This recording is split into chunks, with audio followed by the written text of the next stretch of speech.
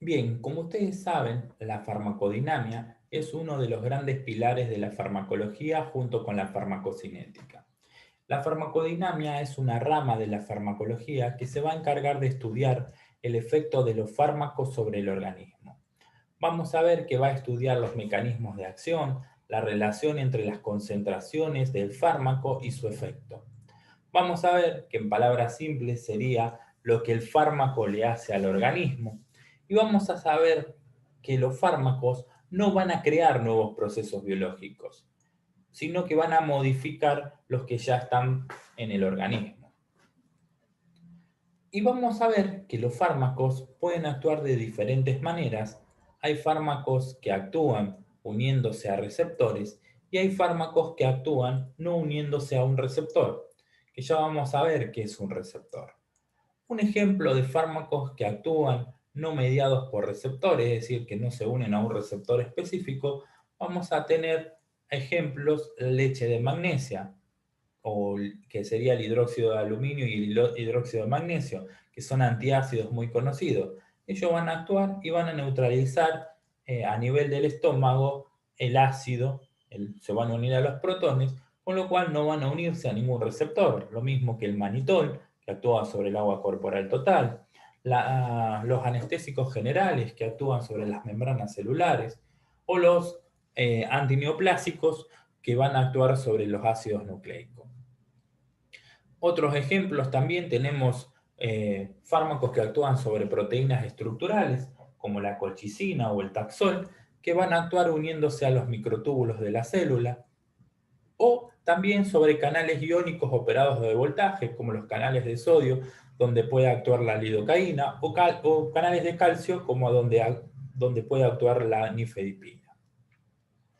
Y otro gran grupo de fármacos van a actuar sobre receptores. ¿Y qué son los receptores? Los receptores son proteínas, son elementos macromoleculares con los cuales interaccionan los fármacos para producir efectos biológicos característicos. Habitualmente actúan como receptores de ligandos endógenos y generalmente reconocen ciertas moléculas que transportan una señal, generalmente una señal química. Vamos a ver que cuando se produce la estimulación del receptor, se va a producir la activación o no de esa célula. Es decir, van a producir una respuesta en esa célula que tiene ese receptor. Vamos a ver que tenemos diferentes tipos de receptores dependiendo de cómo traduzcan la señal. Vamos a ver que lo podemos clasificar en cuatro grandes grupos. Vamos a tener los receptores que están acoplados a canales iónicos, los receptores acoplados a proteína G, los receptores acoplados a quinasa y los receptores que regulan la transcripción del ADN. Los tres primeros, receptores acoplados a canales iónicos, receptores acoplados a proteína G y receptores acoplados a quinasa, vamos a ver que se encuentran a nivel de la membrana celular. Mientras que los receptores que se encuentran intracelulares, vamos a ver que se pueden encontrar en el citoplasma o en el núcleo y que generalmente van a actuar sobre la transcripción del ADN. Si nosotros tenemos un receptor en la membrana y queremos simplificar algunos pasos para el estudio, vamos a ver que tenemos un dominio donde se va a unir el ligando, un dominio de transmembrana, un dominio efector. Como pueden ver, el dominio de unión al ligando es donde se va a unir el fármaco o el ligando en este receptor de la membrana celular que está en la membrana celular, en el lado externo. Vamos a tener el lugar donde se va a unir el ligando, el fármaco, el dominio que va a atravesar la membrana, el dominio de transmembrana, y el dominio efector que está del lado interno de la célula. Luego vamos a tener la cascada de amplificación, donde van a estar en juego múltiples segundos mensajeros, hasta que luego llegamos a la respuesta celular. Nosotros, para simplificarlo aún más, vamos a tener el lugar de donde se produce el reconocimiento del ligando, la activación del receptor, la cascada de amplificación y luego podemos estudiar también la respuesta celular. Es decir, podemos estudiar estos cuatro grandes pasos que se producen cuando se activa un receptor. Entonces, los receptores acoplados a canal iónico, vamos a ver, una de las características que tienen es que actúan en milisegundos. Se abren, dejan entrar o el sodio o el cloro o el calcio y se cierran. Dentro de esto tenemos varios ejemplos. Tenemos los receptores colinérgicos nicotínicos, los receptores GABA-A, los receptores del glutamato del tipo N-metildiaspartato, los receptores serotoninérgico 3, que dejan entrar sodio. Todos estos son algunos ejemplos de receptores que están acoplados a canales iónicos.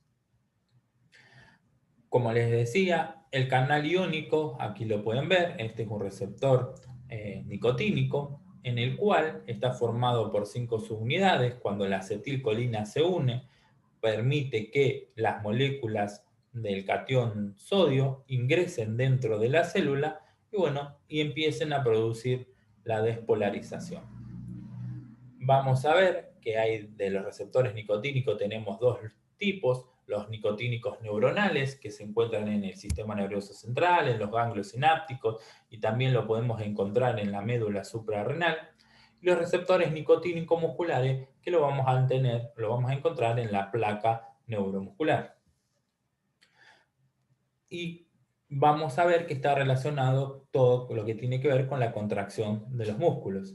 Aquí podemos ver cómo llegan las neuronas a nivel del músculo, cada vez lo vamos viendo más de cerca, y hasta que llegamos a la placa donde podemos ver la neurona postsináptica, el espacio sináptico y vamos a ver los receptores de los receptores nicotínicos musculares donde la molécula de acetilcolina va a unirse. Aquí lo vemos más de cerca. Cuando viene el potencial de acción, las moléculas de acetilcolina que están en la vesícula son liberadas al espacio sináptico, dos moléculas se unen al receptor, se produce la apertura y dejan entrar sodio por milisegundos. Vamos a ver que luego terminan su acción metabolizándose por enzimas y son recaptadas nuevamente. La colina principalmente, la colina. Como les decía, hay otros ejemplos de receptores acoplados a canales iónicos, como el receptor de GABA. En este caso ya no va a dejar entrar sodio, sino que deja entrar cloro dentro de la célula, lo que lleva a la hiperpolarización. Y en el caso de los receptores N-metildiaspartato, que son activados por glutamato, dejan entrar calcio dentro de la célula. Otro grupo de los receptores son los receptores acoplados a proteína G. Estos también se encuentran en la membrana celular y estos son un poquito más complejos. Como pueden ver, están formados por 7 dominios de transmembrana que están unidos entre sí por diferentes asas de aminoácidos que vamos a tener 3 asas externas y 3 asas internas. Tenemos el dominio amino terminal, carboxilo terminal, que luego tenemos el sitio donde se va a unir el ligando en la parte externa y la asa 3, la cadena 3, vamos a tener que es el lugar donde se une la proteína G. Si acá lo podemos ver, el lugar de fijación, aquí se fija el ligando y aquí se fija la proteína G del lado interno. Como podemos ver, la proteína G está formada a su vez por 3 subunidades, alfa, beta y gamma, y vamos a ver que hay diferentes tipos de receptores que dentro de las proteínas G vamos a tener diferentes tipos de receptores que se acoplan a esta proteína G. Tenemos los colinérgicos muscarínicos, los receptores del GABA B, los receptores dopaminérgicos, los receptores adrenérgicos alfa 1, alfa 2, beta 1, beta 2 y beta 3, los receptores opioides mu, kappa y delta, y los receptores serotoninérgicos 1, 2 y 4. Una diferencia que tiene con los canales iónicos es que ya el efecto se produce en segundos, tarda un poquito más. Y acá vemos cómo funciona este receptor, cómo se activa y cómo produce sus efectos. Aquí lo que podemos ver es la membrana celular, podemos ver el receptor que tiene el sitio de unión al ligando, podemos ver también que hay diferentes lugares que dice target, estos son lo que serían pueden ser o proteínas que serían enzimas, pueden ser, que ya vamos a ver que puede ser la denilciclasa o la fosfolipasa C, o también estos target pueden ser canales de potasio, canales de calcio, es decir, dependiendo el tipo ahora de proteínas que vamos a ver los efectos. Vamos a ver que el ligando viene, se une al sitio de unión al ligando, se produce un cambio conformacional en el lado interno, se activa el receptor y se produce un cambio conformacional en el lado interno de la célula, lo que permite que la subunidad alfa de la proteína G se una, se produce también un cambio del guanidosin difosfato a guanidosin trifosfato, se libera de las subunidades beta y gamma, y ambas, tanto la alfa como las beta y gamma, van a ir moviéndose por el lado interno de la membrana hasta llegar a los diferentes blancos, es decir, como les decía, enzimas principalmente, que la van a activar o inhibir. En el caso como pueden ver, la proteína G, la subunidad alfa, se une a este blanco, a esta enzima, y la activa. Esto, luego, para que se suelte la proteína G, se produce la hidrólisis del guanidosin trifosfato y se libera del target y bueno, nuevamente vuelve al estado quiescente, el estado inicial. Ahora bien, la proteína G no hay una sola, sino que hay tres, y eso se van a clasificar dependiendo del blanco y de la acción que tenga sobre ese blanco. Vamos a decir que se llaman proteína GS o de estimulación cuando estimulan la enzima adenilciclasa. En este caso el blanco sería la adenilciclasa. Esta enzima, cuando es estimulada, empieza a aumentar las concentraciones de AMP cíclico dentro de la célula que va a actuar sobre diferentes proteinquinasas, es decir, la proteinquinasa A estimulándola, que luego esta va a fosforilar diferentes proteínas, diferentes enzimas. Algunos receptores que están acoplados a proteína GS son los receptores beta, tanto beta 1, beta 2 y beta 3, o los receptores dopaminérgico 1. Pero si en vez de ir y activar la adenilciclasa, esa proteína G, la inhibe la activación de la proteína G, vamos a denominarla GIGO, que lo que hace es disminuir los niveles de AMP cíclico dentro de la célula, con lo cual todos estos pasos de fosforilación de proteínas no se van a producir. A su vez también van a producir aperturas de canal de potasio, con lo que va a salir potasio de la célula, y también se van a producir cierre de canales de calcio, con lo cual va a entrar menos calcio dentro de la célula. Algunos receptores que están acoplados a proteína GIGO son los muscarínicos 2, 4, los receptores alfa 2 y los receptores dopaminérgico 2. Y la tercer subtipo de proteína G es la proteína GQ. En este caso, vamos a ver que en vez de ser la adenilciclasa blanco, la proteína GQ va a activar a la fosfolipasa C, que va a actuar sobre los fosfolípidos de membrana, que se van a desdoblar en inositol trifosfato y diacilglicerol. El inositol trifosfato va a ir al retículo sarcoplásmico y va a sacar calcio de la célula, y el diacilglicerol va a actuar sobre diferentes proteinquinasas C. Los receptores que están acoplados a proteína GQ son los muscarínicos 1, 3 y 5 y el receptor alfa 1. Estos receptores vamos a ver que están distribuidos por diferentes células del cuerpo, como ser los receptores beta 1 van a estar en el nivel del corazón, en los receptores alfa 1 los vamos a encontrar en los vasos sanguíneos, y bueno, la activación de cada uno de ellos va a llevar a diferentes efectos dentro de la célula. Acá, como podemos ver, el subtipo de la proteína GS activa la adenilciclasa, se producen aperturas de canales de calcio, aumento del AMP cíclico y estimulación de la proteinquinasa, lo que habíamos visto antes. Viene el ligando, se une al receptor, la proteína G se mueve, en este caso la GS, hasta la adenilciclasa, que empieza a transformar el ATP en AMP cíclico. Aumenta los niveles de AMP cíclico, que va a actuar sobre la proteinquinasa A, que bueno, va a producir después diferentes fosforilaciones y diferentes efectos.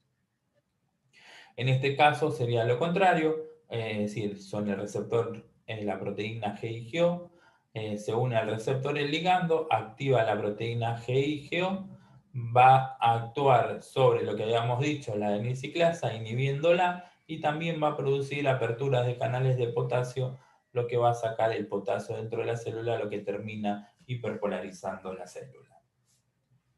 Y por último, la proteína GQ, aquí en este caso, la activación de la fosfolipasa C va a activar la fosfolipasa C, que actúa sobre los fosfolípidos de la membrana, el PIP2, que sería el fosfatidilinositol bifosfato, produciendo inositol trifosfato, diacilglicerol, y como acá lo pueden ver, la proteína G va a actuar sobre la fosfolipasa C, que actúa sobre el PIP2, que es el fosfatidilinositol bifosfato, que él se transforma en inositol trifosfato, que va al retículo sarcoplásmico y libera calcio, o si no, también se produce el diacilglicerol, que actúa sobre la proteína quinasa C, que va a fosforilar diferentes proteínas.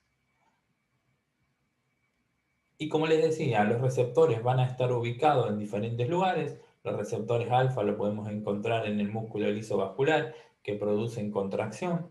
Los receptores beta, el más conocido es el beta 1, que está acoplado a proteína GS, que va a producir aumento de la frecuencia cardíaca, aumento de la contractilidad, es decir, efecto cronotrópico, inotrópico, dromotrópico positivo. El beta 2, que lo vamos a encontrar en lugares específicos e importantes, como ser en los vasos sanguíneos que producen vasodilatación, es decir, relajación, en el músculo liso bronquial, por eso se usa mucho en lo que sea en los pacientes asmáticos, en los agonistas beta 2, en el músculo liso gastrointestinal, en el útero, que produce relajación.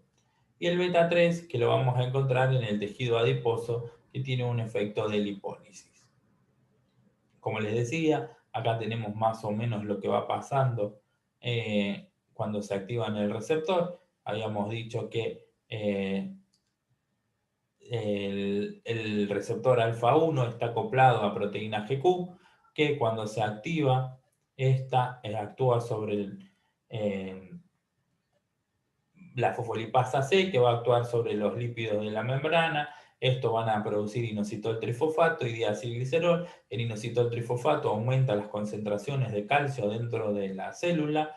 Esto forma el complejo calcio-calmodulina, que activa la quinasa dependiente de calmodulina, que fosforila la cadena ligera de miocina, y bueno, y todo esto termina produciendo contracción de la célula.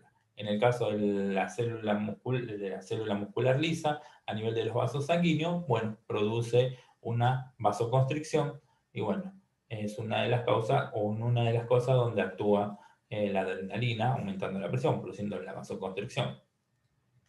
Acá justo lo teníamos, diacilglicerol, inositol, calcio, y bueno, la respuesta celular, que sería en este caso la contracción. Otro lugar donde tenemos receptores, como les decía, el corazón, los receptores beta 1, en este caso van a estar acoplados a proteína GS, que va a estimular la adenilciclasa, que va a aumentar el adenilciclasa, que va a aumentar el AMP cíclico. El AMP cíclico entonces va a actuar sobre diferentes proteínquinasas que van a actuar fosforilando canales de calcio y a la troponina para que se libere y pueda unirse la actina y la miocina. Y todo lo que termina es en el efecto cronotrópico inotrópico positivo.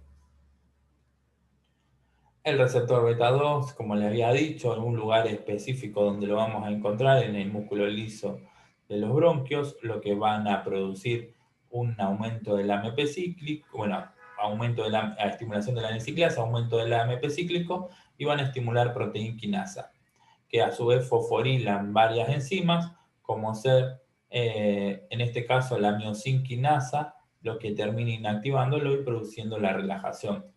En el hígado van a fosforilar o van a estimular a las proteínquinasas, que luego fosforilan a enzimas como la sintetasa de glucógeno, inactivándola, y si no, también fosforila la fosforilasa de glucógeno, activándola. Entonces van a tener un efecto gluconeogenético o glucogenolítico. es decir, aumenta la glicemia cuando se estimula el receptor beta 2. Acá es lo que estábamos viendo y lo que habíamos recién. Y el receptor beta 3 lo mismo, está acoplado a proteína G, se activa la N-ciclasa, aumenta el AMP cíclico y se activan proteinquinasas que fosforilan la lipasa activándolo y provocando la lipólisis. La lipasa se activa y se produce la lipólisis, destruye los triglicéridos y los transforma en diacilglicerol, en monoacilglicerol y ácidos grasos que salen a la sangre. Otro de los receptores a tener en cuenta son los receptores acoplados a quinasa. El ejemplo típico es el receptor de insulina y principalmente, como ustedes pueden ver, está formado por dos subunidades alfa, dos subunidades beta, y las subunidades beta tienen la capacidad de fosforilarse. Cuando se une el ligando, vamos a ver que se produce un cambio conformacional y va a llevar a que se fosforilen las subunidades beta y estas fosforilen a diferentes sustratos. Estos van a tener diferentes efectos dentro de la célula, es decir, van a seguir diferentes cascadas de intracelulares. Algunas son la cascada de RAS, otras de la fosfatidinosintrasquinasa y otra de la fosfolipasa C. El más importante para resaltar es este, que es de la fosfolipasa C, que va a producir un aumento de calcio dentro de la célula y va a llevar a la traslocación de los transportadores de glucosa hacia la membrana. Normalmente los transportadores GLUC4 están en el citoplasma y con esta unión de la insulina y todos estos cambios que se producen llevan a que los transportadores vayan a la membrana y pueda ingresar glucosa dentro de la célula. Como pueden ver, estos receptores ya van a tardar más en producir su efecto que los otros receptores que habíamos visto antes. Pueden tardar horas. A su vez también la cascada RAS va a actuar sobre diferentes genes y que van a estar relacionados todo con enzimas que tienen que ver con el efecto anabólico. Y el último tipo de receptores que tenemos son los receptores que regulan la transcripción del ADN. Estos pueden estar ubicados en el citoplasma o en el núcleo, van a controlar la transcripción genética y van a actuar sobre el aparato genético estimulando o impidiendo la transcripción de determinados genes. Dentro de las sustancias, dentro de los fármacos o drogas que van a actuar sobre este tipo de receptores, vamos a tener hormonas sexuales, estrógenos, progestágenos, andrógenos, los corticoides, las liposolubles A, D, E, K, las hormonas tiroides y los retinoides que serían la vitamina A. Lo del efecto puede tardar de horas a días, es un efecto mucho más tardío.